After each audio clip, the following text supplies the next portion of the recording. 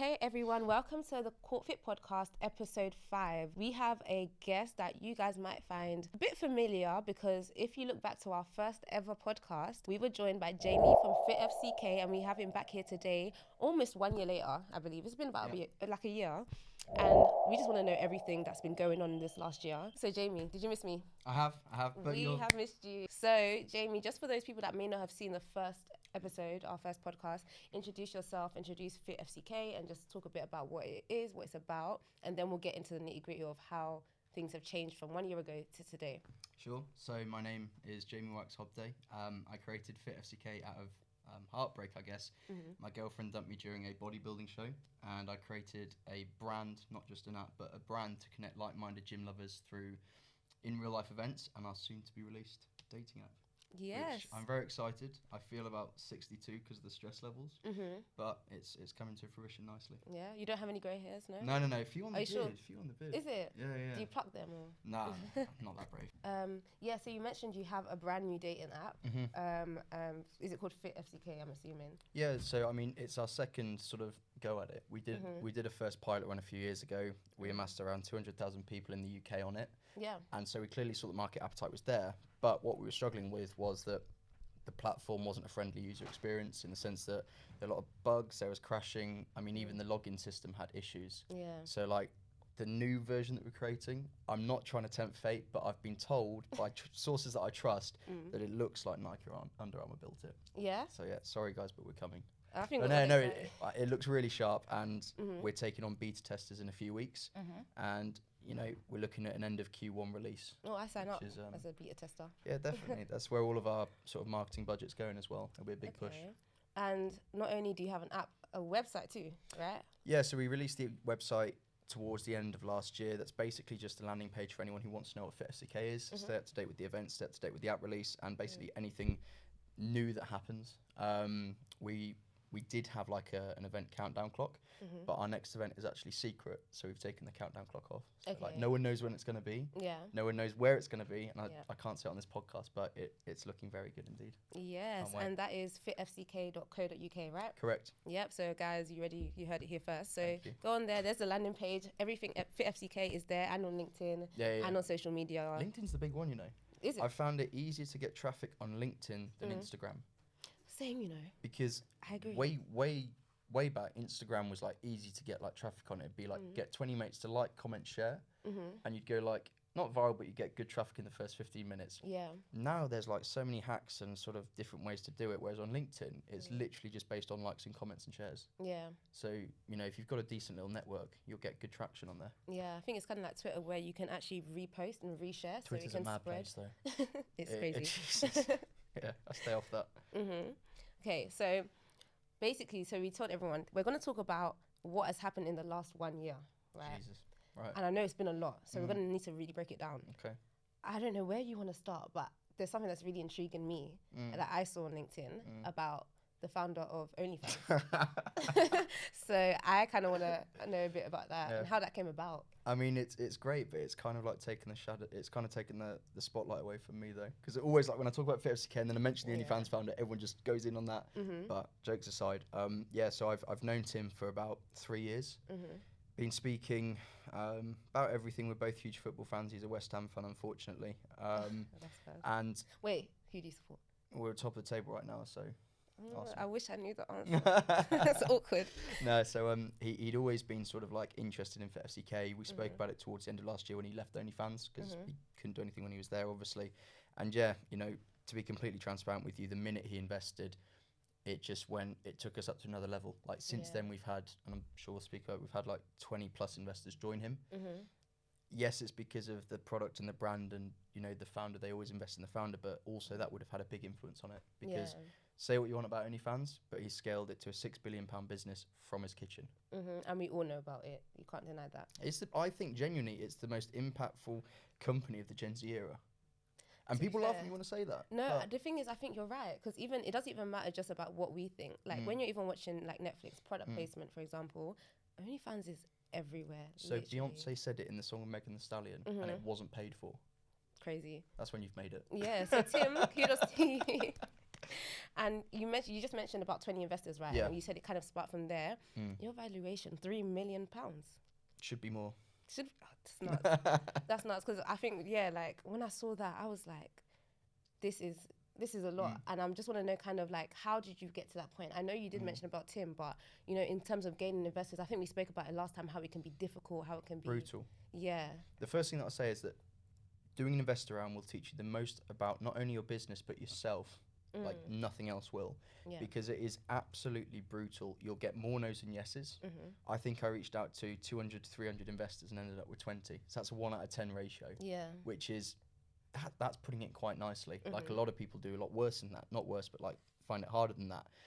But what I would say is that the key is finding people who are genuinely interested and invested mentally into your product. So out of the 20 investors we've got, 18 of them have been Instagram followers. So just like, they're just looking at your brand, just interested in it. Not that they're coming for that purpose. But Instagram's your storyboard. True. You know, and you know, people waffle on about, you know, have you got a deck, have you got this? Firstly, you're the deck. The founder is the deck. And nowadays we're moving into a world where social media can be the deck. Because I remember with one investor, he didn't follow us previously, and I showed him the Instagram page, and he invested after that. And it was really telling, because on our closing week, Demi and a lot of other of my mates put on their story, this startup are closing their round, let me know if you want to get involved.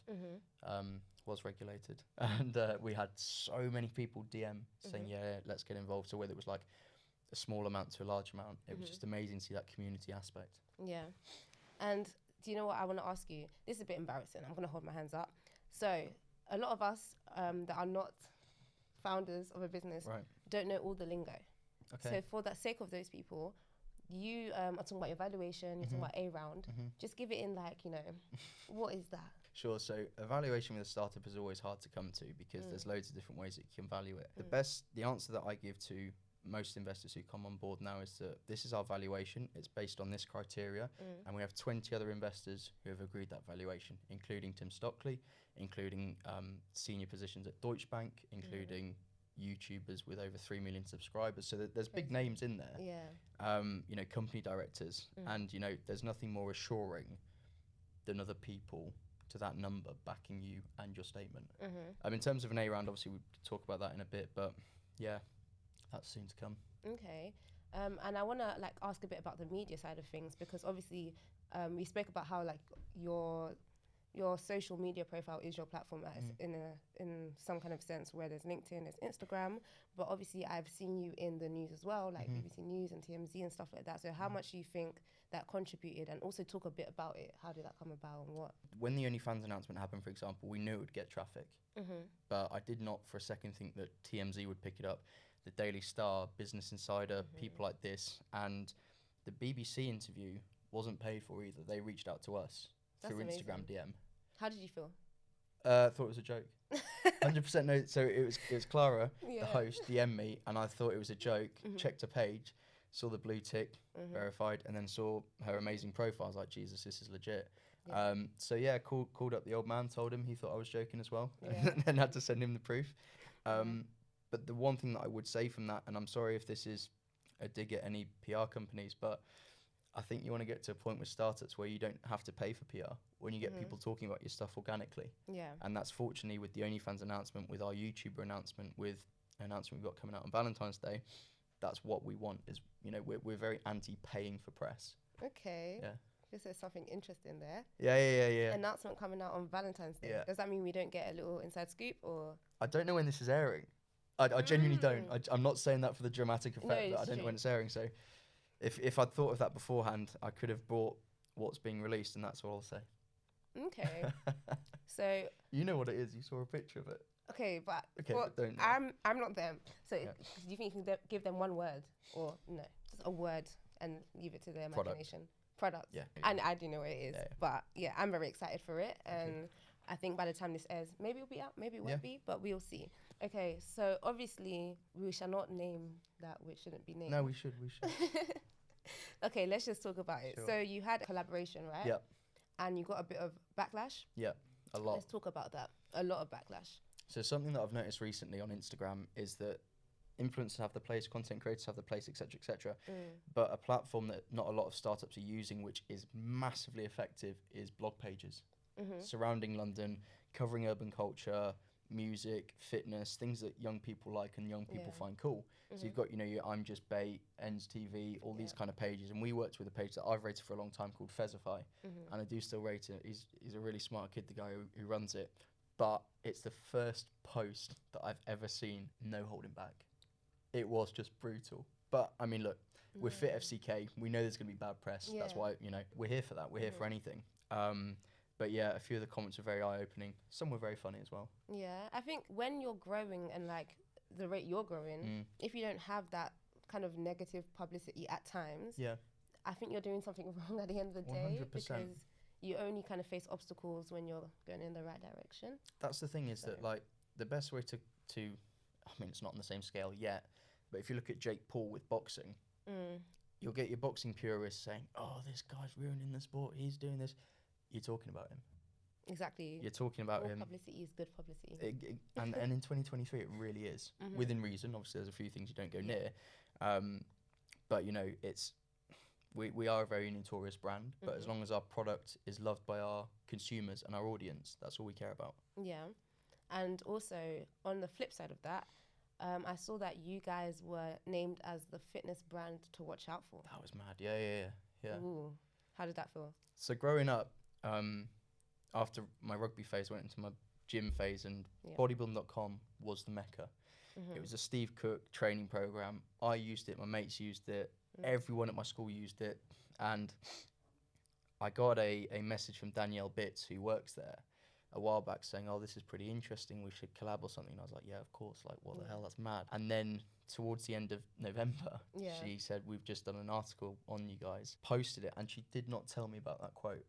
Yeah. So obviously now it's plastered everywhere. We've put it everywhere because, in my opinion, I think they've got like 11 million monthly visitors to their website. That's massive. Yeah, it's crazy. And we got a lot of sponsors, potential sponsors, emailing us after that. So it comes with a lot of credibility, which is great. Definitely. And I think that's a good thing because I know you guys love your events. I've been to one myself and I had a great time. So I know that you guys have like loads of stuff planned that you can't talk about, but I'm sure there's something, an event or something you can give us, that you can talk about. Yeah. So the next event that we're going to be doing is our first out of London event. Oh, where? I'm not asking for too much. It's up north. It's up north. Okay, up north. Can't say where, but it's up north. Okay. And we will be doing an event for our app release in London. So we're not forgetting the London fan because they've built us into what we are. And that is with a very cool yet prestigious fitness brand where it will be. And then there'll be a really good after party like always. Yeah. But yeah, really working towards our first out of London event, which I'm a bit nervous for. Why? It's a bit like when you know, get nervous that no one's going to turn up to your birthday party. I'm just a bit worried. To be fair, I get what you mean. But you guys on have built. Instagram, a lot of our followers are from up north. Is it? Yeah. What kind of percentage would you say? Like loads or 50%, 20%?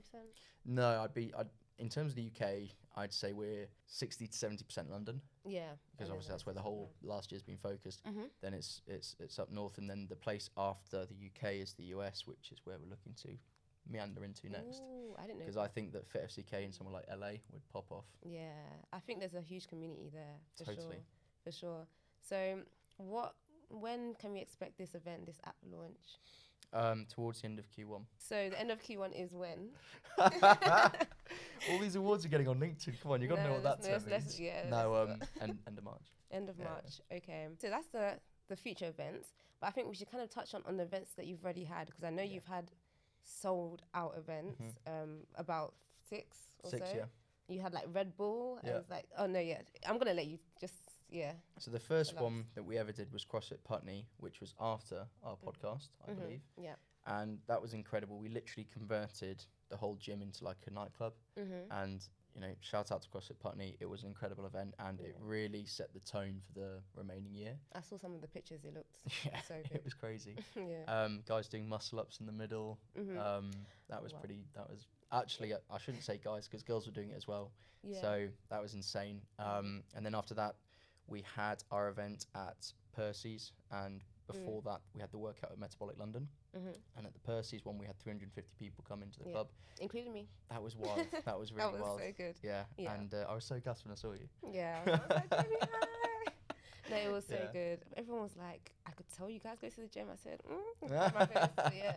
And so after then, it just sort of like spiraled one into the other. We haven't had an event where we haven't sold the maximum amount of tickets, which is great. And whilst it's not a fundamental part of our revenue driver as a business, it's incredible for community building, which in my opinion, the revenue doesn't come until you've built a community. I think it's the most important thing with any startup in 2023 is having a community to build with.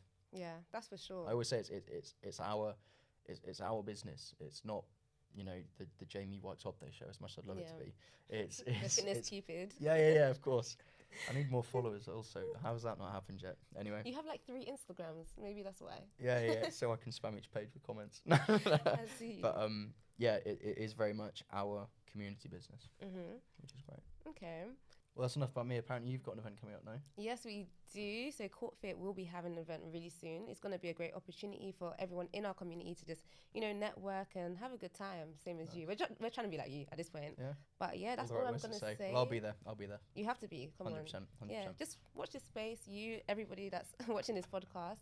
But yeah, definitely stay tuned and follow us on our socials just to, you know, stay in the loop. Okay, so we've kind of recapped some of the things over the past year, but now I'm going to switch hats into my investor hat because I know you have to answer these questions.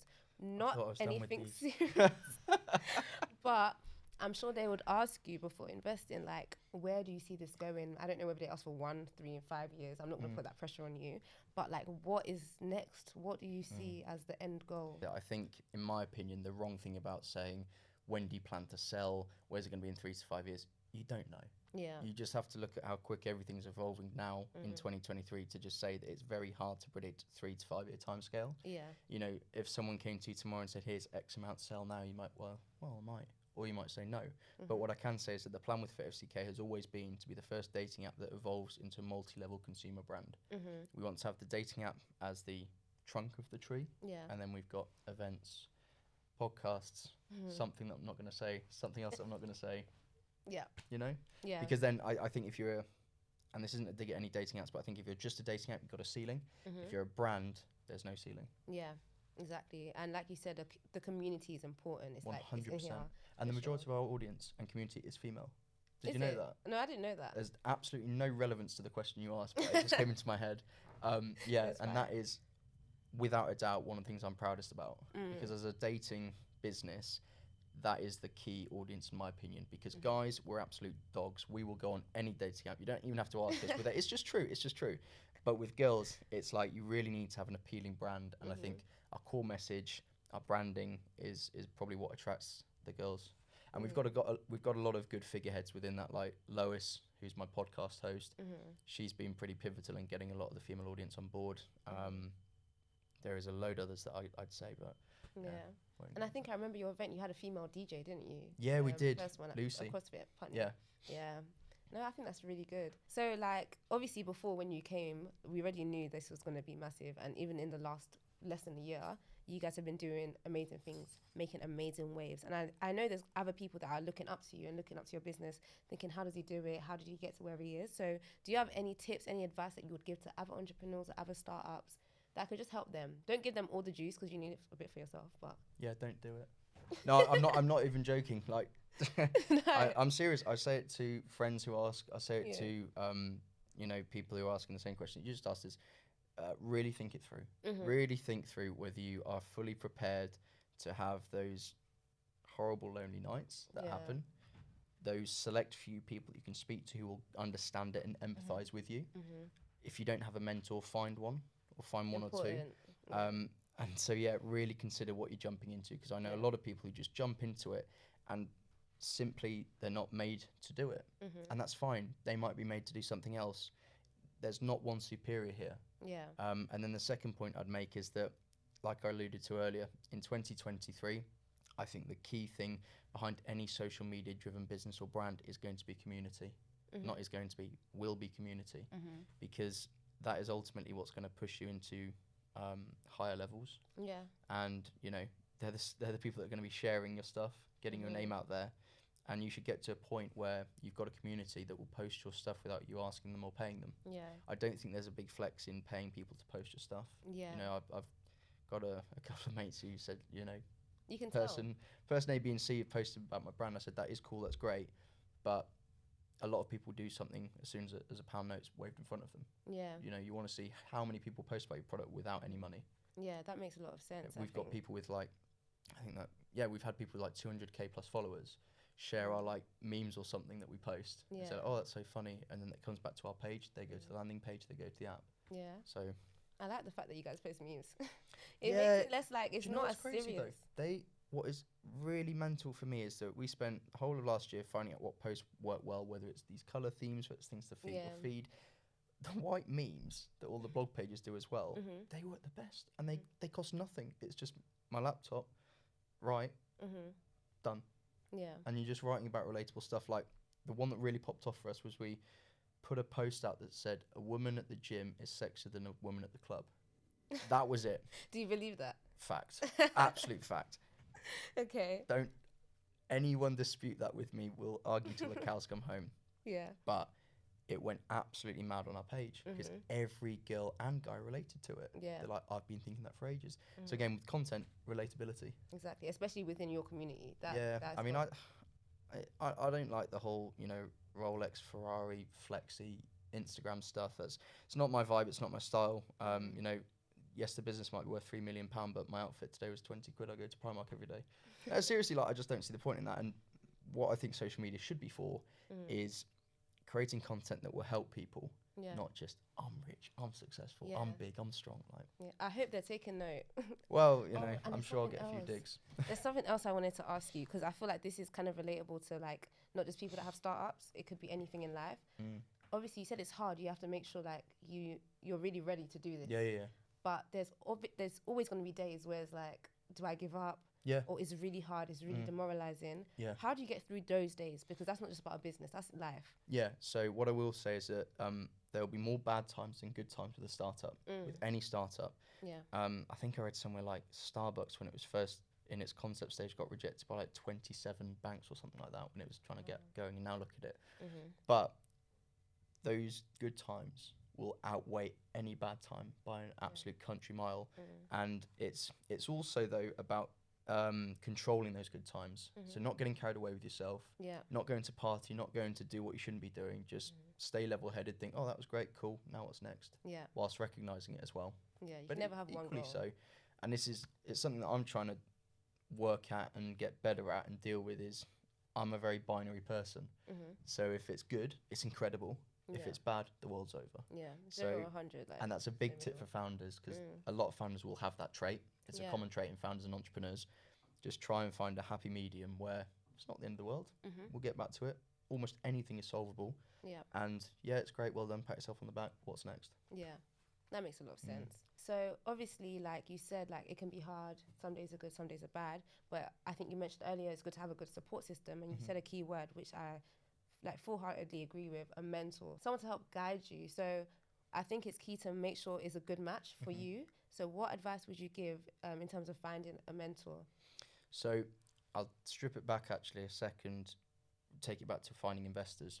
Something that I've preached about a lot this year is don't just jump at the first amount of money that gets put in front of you. Try and think, what does a person bring to the table other than just capital? Do they have a social media presence? Do they have a good business background? Do you get on with them? We're in a very fortunate position where all 20 investors that I've got, I get on with. I speak on WhatsApp. They get a regular newsletter every month. They get a bi-weekly phone call. But what I would say is that when you're choosing one of those to be a mentor figure, I'd probably say I've got 3 or 4 in that network who are, including my dad as well, is you want to find someone, sorry if I've sworn on the pod, but who's made fuck-ups. You don't want, in my opinion, you don't want someone who's just had a steady roll their whole life, nothing's really happened, they've done some good things, but they've not really been on their arse before. You want to find someone who's actually done well, been to the bottom, done well, been to the bottom, because that typically is going to be a founder's journey. You know, you want someone who can pick you up when you've been knocked down and feeling like Mike Tyson's just come at you and say, look, come on, get up, we can fix this. 100%, because if they've messed up and if they haven't messed up, how do they know how to get back up? Totally. So, And always find someone who's trodden a similar path to you. Just find someone who's done a sort of similar path to yourself. yeah, it makes sense because it's about relatability at the end of the day. 100%. And if it's not a good fit, it's going to be damaging. What if you call them up one day and say, "Oh, hi, John, this has just happened." He goes, "You know what to say?" Yeah, you have 24 hours anyway. So. But if you can call up, someone in my network of mentors and say, "Look, this has just happened. Let's just say our app's crashed. What do we do now?" I definitely know someone in that 20 that I can speak to about it. Yeah, that's really good. And I would agree with everything you said. Literally, walking in a similar path, you said, someone that has actually had mess ups and like had to overcome them, and someone that is relatable in a way that you can go to for probably any kind of different scenario. I think you're kind of lucky because you have 20, so you have choice to see who's going to fit. But that's another thing as well, though, is that if you can, and I mean this, if someone said to me, "Look, Jamie, you can have this guy here or girl, he or she's got a huge check, we'll write it to you tomorrow." Or you can get a group of investors putting in a small amount each. Which would you choose? I'd choose that one. Yeah. Because each one of them will lead to more investors. And also you've got a bigger network of different opinions, different views, and less control as well. Yeah, that's a bank of talent right there. Literally. But this one person here could really, sorry to use this term, but have you by the balls for your business journey. And, next thing you're asking him or her, can I do this? Can I do that? So you want to have some freedom as well, which is something that I'm very grateful that our investors let me have. No, you're 100% right. And I think that's something we really value here at CorpFit, because it's like we are offering that kind of service. We're trying to help people get to where they want to be. We're trying to coach them and mentor them. So like for everyone that's watching, you probably already know, but in case you didn't, you can just head over to corpfit.com and, book a session with any of our coaches, get some advice, get some Kickstarter packs. We have a lot of stuff there, so just check it out. And also you can see some recent reviews because I think it's testament to what we do here at CorpFit. We've also just expanded into 2 new sectors, compliance and investment managers, with our 2 new coaches, Kenny and Rehab. So welcome to the CorpFit team. We are very happy to have you. But yeah, like I said, that is our website, corpfit.com. But we're also on Instagram at CorpFitOfficial, and we are on TikTok at Train with CorpFit. I just want to know, just kind of to round it up, like what is next? What is next for FITFCK? So we have a press story going live tomorrow that I got notified about this morning. We did an interview recently about our investor round. Yeah. So it's basically about our investors being under the age of 40. All of them are, which is quite remarkable. That is crazy. And this press piece in particular is headlined by myself and my investor, James Fogle, who's the youngest angel investor we've got, yet wrote one of the highest checks. So I love that. And he's, you should get him on the podcast soon. I find it very hard to get motivated or stimulated by people. I don't know why, it's not a great trait. But I left his office last week after a good meeting with him and just felt pumped. Yeah. And that's awesome. That's what you want to surround yourself with, of course. So that's next, and then we're filming our first commercial tomorrow afternoon for something. Oh, you didn't invite me, but that's exciting. And I also kind of want to know, you said you have your press release tomorrow. Do you want to let us know where we would find that? Or yeah, so we're going to break it on LinkedIn. So we'll put the first link on LinkedIn. I think in total there's about 10 different websites who've asked to feature it. Haven't paid anything, which is always lovely. And so keep an eye out for that. It's genuinely, it's a good read. I looked at the article this morning. It's great. Okay, and that's FITFCK on LinkedIn. Yeah. Okay. Well, thank you so much, Jamie. It's like, you already know, like, I love FITFCK and what you're doing. So it's a pleasure to have you back on the podcast. It's like a full circle moment. The first podcast, and here we are again today, a year later. So thank you so much. Please just say one more time where people can find you on social media. Sure, fitfck.co.uk for the website, Instagram.com/fitfck, and then it's FITFCK on LinkedIn. Trying to build YouTube at the moment though, so we've got our own podcast which you guys need to come on. Okay, of course. Me and Lois will put you through your paces. Do I need to ask for permission? I don't know, but I'll be there anyway. That's CorpFit Official on Instagram and at Train with CorpFit on TikTok. Thank you guys again for joining us here today, and we'll see you next time. Bye, everyone.